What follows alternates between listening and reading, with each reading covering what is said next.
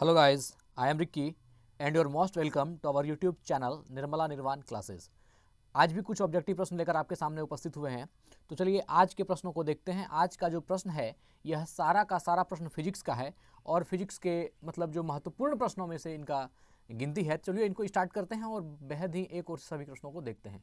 पहला प्रश्न है ना, फर्स्ट सबसे पहला जो प्रश्न है वह है वायु की सापेक्ष, है ना, वायु की सापेक्ष आर्द्रता का मापन एवं रिकॉर्ड करने वाला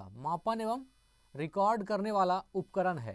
मतलब क्या, वायु की सापेक्ष जो आर्द्रता है ना, आर्द्रता का मापन एवं रिकॉर्ड, मतलब आर्द्रता को जो मापता है और जो आर्द्रता को रिकॉर्ड करता है, वह वाला यंत्र कौन है जो आर्द्रता का मापन भी करता है और आर्द्रता को रिकॉर्ड भी करता है। तो यह जो है इसका सही आंसर होगा हाइग्रोमीटर।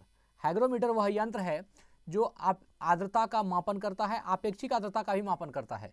तो आर्द्रता का मापन एवं रिकॉर्ड किसके द्वारा होता है? तो यह होता है हाइग्रोमीटर द्वारा। कौन सा, किसके द्वारा? हाइग्रोमीटर। तो ऑप्शन 1 का जो है कौन सा सही होगा? तो हाइग्रोमीटर राइट आंसर है। चलिए आगे बढ़ते हैं, क्वेश्चन नंबर 2 पर आते हैं। हमारी आकाशगंगा की आकृति है, मतलब कि हमारी आकाशगंगा जो है उसकी आकृति कैसी है? हमारी आकाशगंगा की आकृति कैसी है? तो इसका सही आंसर है स्पाइरल, है ना। हमारी आकाशगंगा की जो आकृति है वह स्पाइरल है और option number C right answer है कि हमारी आकाशगंगा की आकृति कैसी है? स्पाइरल है। हमारी आकाशगंगा की आकृति कैसी है? तो हमारी आकाशगंगा की आकृति स्पाइरल है। बहुत ही महत्वपूर्ण प्रश्न था। आगे बढ़ते हैं, क्वेश्चन नंबर 3 पर आते हैं। देखते हैं क्वेश्चन नंबर 3 क्या है। भिन्न भिन्न तारों के, है ना, भिन्न भिन्न तारों के भिन्न भिन्न रंग निम्नलिखित में से किसकी विविधता के कारण होते हैं? भिन्न भिन्न तारों के भिन्न भिन्न रंग, अब अलग अलग तारे हैं और उसके रंग भी भिन्न भिन्न हैं, तो उसकी विविधता का कारण कौन सा है? तो उसकी विविधता का जो कारण है वह है तापमान। अलग अलग टेम्परेचर के कारण जो है अलग अलग तारे दिखाई देते हैं। तो भिन्न भिन्न तारों के भिन्न भिन्न रंग निम्नलिखित में से किसकी विविधता के कारण दिखाई देते हैं? तो तापमान की विविधता के कारण जो है तारों का रंग भिन्न भिन्न दिखता है। चलिए आंसर सही हो गया। चौथा देखते हैं, क्वेश्चन नंबर 4 है बैटरी के प्रचालन का, है ना, बैटरी के प्रचालन का मूल सिद्धांत है। बैटरी का जो प्रचालन है उसका मूल सिद्धांत क्या है? तो बैटरी के प्रचालन का मूल सिद्धांत क्या है? इसका राइट आंसर है विद्युत अपघट्य। क्या है? विद्युत अपघट्य। तो बैटरी के प्रचालन का मूल सिद्धांत कौन सा हो गया? विद्युत अपघट्य हो गया, विद्युत अपघट्य हो गया। ठीक है, चलिए आगे बढ़ते हैं। विद्युत अपघट्य जिसको आप इलेक्ट्रोलाइट कहते हैं, तो यह इलेक्ट्रोलाइट ही जो है बैटरी में रहता है और इससे क्या होती है? बैटरी एनर्जी को जो है बाहर देती है। तो बैटरी के प्रचालन का मूल सिद्धांत जो है वह विद्युत अपघट्य है, अर्थात इलेक्ट्रोलाइट है। चलिए क्वेश्चन नंबर 5 पर आते हैं। क्या है? निम्नलिखित में से वह उपकरण कौन सा है? निम्नलिखित में से वह उपकरण कौन सा है जिसका प्रयोग पवन के बल एवं वेग के मापन के लिए किया जाता है? तो उस उपकरण का नाम बताना है जिसका प्रयोग पवन अर्थात हवा का बल, मतलब पवन के बल अर्थात हवा के बल और हवा के वेग को मापने के लिए किया जाता है। तो इसका सही आंसर कौन सा होगा? तो इसका सही आंसर है एनीमोमीटर। किसके द्वारा? एनीमोमीटर। एनीमोमीटर वह यंत्र है जिसके द्वारा पवन का बल और पवन का वेग दोनों का मापन किया जाता है। एनीमोमीटर द्वारा क्या होता है? पवन का बल भी मापा जाता है और पवन का वेग अर्थात हवा का फोर्स और हवा की वेलोसिटी दोनों ही वेलोसिटी जो है दोनों ही चीज किससे मापी जाती है? एनीमोमीटर से। तो बहुत ही प्रश्न अच्छा था। आगे देखते हैं, क्वेश्चन नंबर 6 पर आते हैं। क्या है?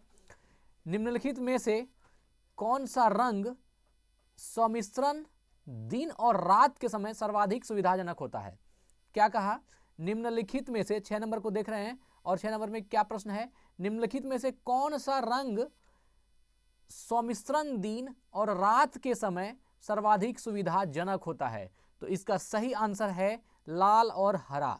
लाल और हरा एक ऐसा कलर है ना, जिसका सम्मिश्रण दिन और रात के समय सर्वाधिक सुविधाजनक होता है। तो यह आंसर क्या हो गया? लाल और हरा, लाल और हरा। चलिए क्वेश्चन नंबर आते हैं 7 पर। 7 है ऊनी कपड़े शरीर को गर्म करते हैं। क्या कह रहे हैं? ऊनी कपड़े शरीर को गर्म रखते हैं क्योंकि, ऊनी कपड़े शरीर को गर्म रखते हैं क्योंकि, इसका आंसर होगा क्योंकि ऊन से शरीर का तापमान बढ़ जाता है, ऊन कुचालक होती है, ऊन बाह्य पदार्थों से उष्मा का अवशोषण कर लेती है और लास्ट है कि ऊन बाह्य पदार्थों से उष्मा ग्रहण नहीं करती। तो इसका जो सही आंसर है वह है ऊन कुचालक होती है ना। ऊनी कपड़े शरीर को गर्म रखते हैं क्योंकि ऊन कुचालक होता है। यह आंसर जो है 7 का बी होगा। ऊन कुचालक होती है इसलिए शरीर को गर्म रखता है, अर्थात कि चालकता ना होने के कारण जो है ऊनी कपड़े शरीर को गर्म रखने में मदद करते हैं। चलिए आगे बढ़ते हैं, क्वेश्चन नंबर 8 पर आते हैं। क्वेश्चन 8 क्या कह रहा है, यदि किसी साधारण लोलक की लंबाई आधी कर दी जाए, अगर किसी साधारण लोलक की लंबाई आधी कर दी जाए तो उसके दोलन की अवधि दुगुनी हो जाती है, आधी हो जाती है, गुणक द्वारा बढ़ जाती है या फिर गुणक द्वारा घट जाती है। तो यदि किसी साधारण लोलक की लंबाई आधी कर दी जाए तो उसके दोलन की जो अवधि है वह गुणक द्वारा घट जाती है। वह क्या होती है, गुणक द्वारा घट जाती है। तो जब भी किसी साधारण लोलक की लंबाई आधी की जाएगी, है ना, तो क्या होगा, तो उसकी जो दोलन की अवधि है वह गुणक द्वारा घट जाती है। दोलन की अवधि क्या होती है, गुणक द्वारा घट जाती है। अर्थात अगर साधारण लोलक की लंबाई बड़ी है तो वहाँ गुणक द्वारा वह घटेगी नहीं, बढ़ेगी। लेकिन अगर साधारण लोलक की लंबाई आधी कर दी जाए, है ना, तो उसके दोलन की अवधि क्या होगी, गुणक द्वारा घट जाती है। चलिए आगे बढ़ते हैं, क्वेश्चन नंबर 9 पर आते हैं। क्वेश्चन नंबर 9 देखते हैं क्या है। कह रहा है संतुलन। संतुलन एक ऐसी स्थिति है जिसमें, संतुलन एक ऐसी स्थिति है जिसमें कभी परिवर्तन नहीं हो सकता। संतुलन एक ऐसी स्थिति है जिसमें तभी परिवर्तन हो सकता है जब किसी बाहरी कारक में परिवर्तन होता है। संतुलन एक ऐसी स्थिति है जिसमें तभी परिवर्तन हो सकता है जब किसी आंतरिक कारक में परिवर्तन होता है। या फिर संतुलन एक ऐसी स्थिति है जिसमें तभी परिवर्तन हो सकता है जब सरकार नीतियों में परिवर्तन होता है। तो देखिए इसका जो सही आंसर है वह ऑप्शन नंबर सी होगा, है ना। संतुलन एक ऐसी स्थिति है जिसमें तभी परिवर्तन हो सकता है जब किसी आंतरिक कारक में परिवर्तन होता है। तो संतुलन कैसी स्थिति है, संतुलन एक ऐसी स्थिति है जिसमें तभी परिवर्तन हो सकता है जब किसी आंतरिक कारक में परिवर्तन होता है। बहुत ही महत्वपूर्ण प्रश्न था। आते हैं क्वेश्चन नंबर 10 पर। 10 में देखते हैं क्या है। बॉल को, है ना, बॉल को कैच करते समय एक क्रिकेट खिलाड़ी निम्नलिखित में से किसको कम करने के लिए अपना हाथ नीचे कर लेता है ना। अब जो बॉल को कैच करता है कोई क्रिकेट का खिलाड़ी तो वह हाथ को पीछे खींचता है। तो वह जो पीछे खींचता है तो उसमें कोई एक फिनोमिना है जो कम हो जाती है। वह क्या कम होती है, बल कम होती है कि संवेग कम होती है कि आवेग कम होता है या फिर कैच करने का समय कम होता है।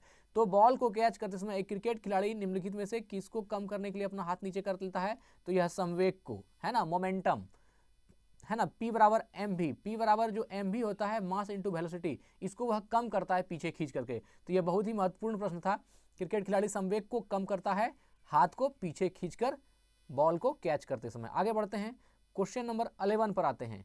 क्या कह रहा है, भू स्थिर तुल्यकालिक उपग्रह निम्नलिखित में से किस ऊंचाई पर परिक्रमा करता है। मतलब तुल्यकालिक उपग्रह जो है, जो भू स्थिर, है ना, जियो स्टेशनरी सैटेलाइट है, भू स्थिर उपग्रह है, भू स्थिर उपग्रह है, वह निम्नलिखित में से किस ऊंचाई पर परिक्रमा करता है। तो इसका सही आंसर हो जाएगा एक निश्चित ऊंचाई पर। वह एक निश्चित ऊंचाई है, जहां तहां से नहीं होगा, है ना।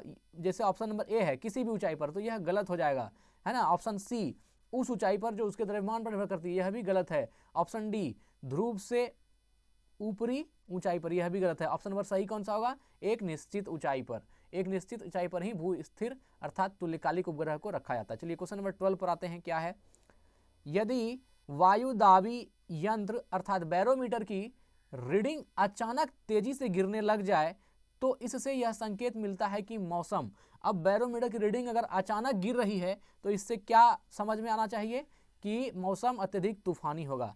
अगर यदि वायुमीटर अर्थात बैरोमीटर की रीडिंग अचानक तेजी से नीचे गिरने लग जाए तो इससे यह संकेत मिलता है कि मौसम अत्यधिक तूफानी होगा, है ना। बैरोमीटर का रीडिंग अगर अचानक गिरने लगे तो इसका मतलब क्या है, मौसम अत्यधिक तूफानी होगा। चलिए आगे बढ़ते हैं, क्वेश्चन नंबर 13 पर आते हैं। क्षुद्र ग्रह क्या कह रहा है, क्षुद्र ग्रह सूर्य के चारों ओर किन ग्रहों के बीच चक्कर लगाते हैं। क्षुद्र ग्रह सूर्य के चारों, जितने भी क्षुद्र ग्रह हैं वह सूर्य के चारों ओर किन ग्रहों के बीच चक्कर लगाते हैं। मतलब कौन कौन से ग्रह हैं जिनके बीच में वो चक्कर लगाते हैं। तो इसका सही आंसर है मंगल और बृहस्पति। जितने भी क्षुद्र ग्रह हैं वह मंगल और बृहस्पति ग्रहों के बीच रहकर सूर्य का चक्कर लगाते हैं, है ना। क्षुद्र ग्रह सूर्य के चारों ओर किन ग्रहों के बीच चक्कर लगाते हैं, तो यह मंगल और बृहस्पति। मंगल और बृहस्पति एक ऐसा ग्रह है जिसके बीच में क्षुद्र ग्रह आकर के वह सूर्य की क्या करते हैं, परिक्रमा करते हैं या सूर्य के चारों ओर चक्कर लगाते हैं। तो सही आंसर क्या हो गया, मंगल और बृहस्पति। चलिए आगे बढ़ते हैं, क्वेश्चन नंबर 14 पर आते हैं। क्या कह रहा है, धूम कोहरा, है ना, धूम या धूम कोहरा उन स्थानों पर, धूम कोहरा उन स्थानों पर एक आम प्रदूषक होता है जहां उच्च तापमान होता है, जहां निम्न तापमान होता है, जहां वायु में अत्यधिक अमोनिया होती है, जहां वायु में अत्यधिक SO2 होती है। तो यह इसका सही आंसर है, जहां वायु में अत्यधिक SO2 होती है, जहां सल्फर डाइऑक्साइड की मात्रा अधिक होती है, वहां धूम कोहरा उन स्थानों पर, है ना, जहां वायु में अत्यधिक सल्फर डाइऑक्साइड होगा, उन स्थानों पर एक आम प्रदूषक होता है ना। धूम कोहरा उन स्थानों पर एक आम प्रदूषक होता है जहां उच्च तापमान होता है। तो यह वायु में अत्यधिक SO2 होता है, जहां वायु में अत्यधिक SO2 होता है, उन स्थानों पर एक आम प्रदूषक होता है। चलिए आगे बढ़ते हैं, क्वेश्चन नंबर 15 को देखते हैं क्या है। 15 कह रहा है माध्यम के तापमान, है ना, 15 देख रहे हैं, माध्यम के तापमान में वृद्धि के साथ प्रकाश की गति बढ़ती है, घटती है, वैसी ही रहती है, सहसा गिर जाती है। तो इसका सही आंसर क्या हो जाएगा, आंसर सी, वैसे ही रहती है। माध्यम के तापमान में वृद्धि के साथ प्रकाश की गति, एक बात याद जान लीजिए, जो माध्यम में टेम्परेचर को बढ़ाने या घटाने से प्रकाश की वेलोसिटी पर, प्रकाश के वेग पर, प्रकाश की गति पर कोई भी इफेक्ट नहीं पड़ता है, तो वह वैसी ही रहती है जैसी प्रकाश की गति पहले थी। अर्थात आप तापमान को बढ़ा दीजिए, तापमान को घटा दीजिए, प्रकाश की गति पर कोई प्रभाव पड़ने वाला नहीं है। चलिए आगे बढ़ते हैं, क्वेश्चन नंबर आते हैं 16 पर।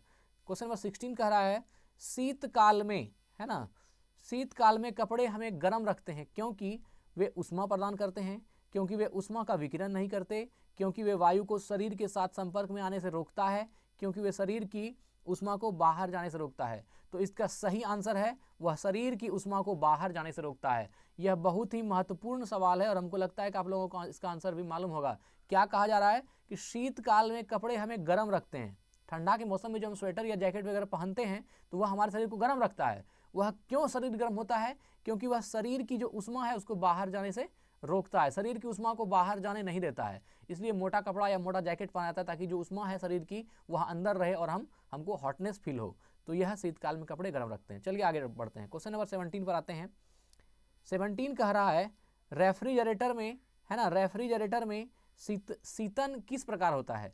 जो रेफ्रिजरेटर है, जो फ्रिज है, इसमें शीतन अर्थात ठंडा जो होता है वह किस प्रकार होता है। तो इसका आंसर है वाष्पील, है ना, वाष्पशील द्रव के वाष्पन द्वारा।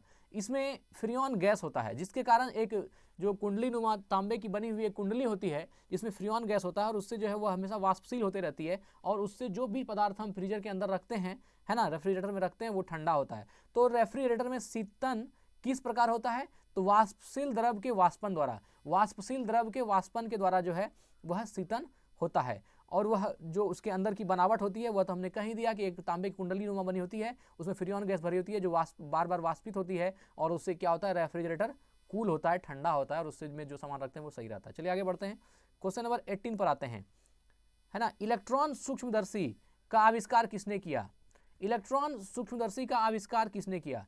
तो इलेक्ट्रॉन सूक्ष्मदर्शी का जो आविष्कार किया गया है वह किया गया है, देखिए ऑप्शन नंबर ए है नोल और रुस्का, है ना, नोल और रुस्का, और ऑप्शन नंबर बी है यह है रॉबर्ट कोच, सी है लेवेनहुक और डी है सीपी स्वानसन। तो इसका जो सही आंसर है वह है नोल और रुस्का, है ना।